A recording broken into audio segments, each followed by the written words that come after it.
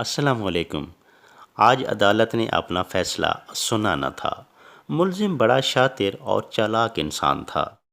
جب عدالتی کارروائی شروع ہوئی اور ملزم کو بولنے کا موقع دیا گیا تو اس نے ایک اور چال چلی۔ اسے یقین تھا کہ آج اسے سزا ضرور سنا دی جائے گی، لہٰذا اس نے جج کو اپنی بے گناہی کا یقین دلانے کے لیے دھڑلے سے جھوٹی قسم کھا لی۔ جج نے جھٹ سے اس کے حق میں فیصلہ دے دیا۔ وہ خوشی خوشی گھر جا رہا تھا۔ اپنی جیت کی خوشی میں بہت ہی خوش تھا۔ اس نے جھوٹی قسم کھا کر اللہ پاک کو یقیناً ناراض کیا تھا۔ اس کے ساتھی نے اسے تنبیہ کی تو اس نے کہا، دیکھا جائے گا۔ اب 5 کنال اراضی مل گئی ہے۔ میں نے اپنی چالاکی سے کیس جیت لیے ہے۔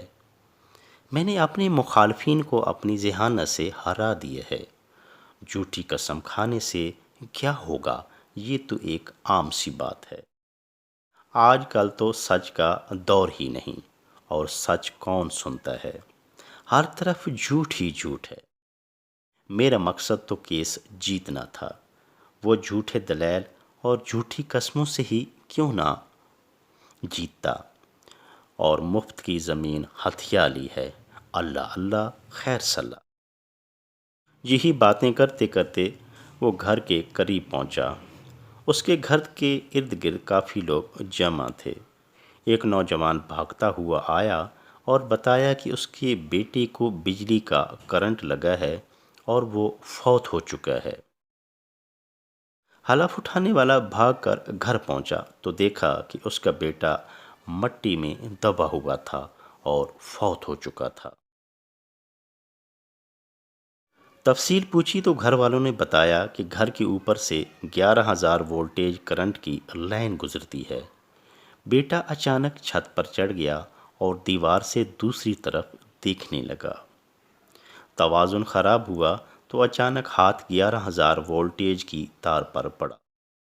اسی وقت جسم تاروں سے چمٹ گیا۔ اس نے جب پوچھا واقعہ کب پیش آیا، گھر والوں نے بتایا کہ 1 بجے کا وقت تھا۔ عجیب اتفاق کہ 1 بجے ہی اس نے جھوٹی قسم اٹھائی تھی اور کیس جیت لیا تھا۔ افسوس، اسے زمین تو مل گئی مگر جوان سال بیٹا گنوا بیٹھا۔ یہ واقعہ لوگوں کے لیے عبرت کا نشان بن گیا اور اس شخص کو جھوٹی قسم کی فوراً سزا مل گئی۔